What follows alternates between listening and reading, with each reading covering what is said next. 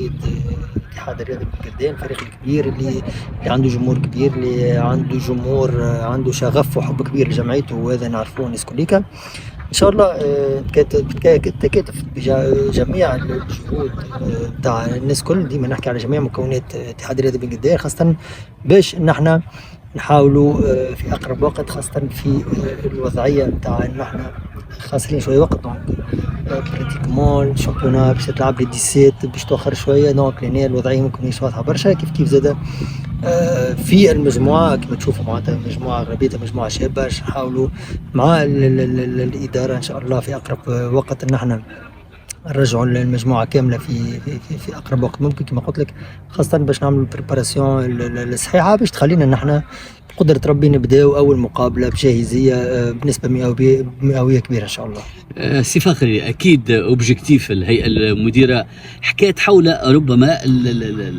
شنو بالضبط هدف الهيئة يعني مهمة فخر الدين قلبي السنة مع الاتحاد الرياضي بن قردان.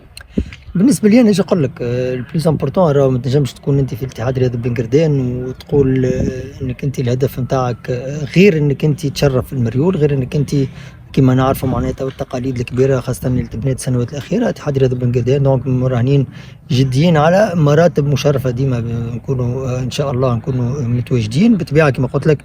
البلوز امبورطون والمهم بالنسبه لي انا ان احنا نحاولوا الفاكتور نتاع الوقت اللي هو ممكن ناقص شويه الفتره هذه نحاولوا نستغلوه باش نحن نكونوا بجاهزيه كبيره، خاصه اذا كان باش تلعب المقابله الاولى يوم 17.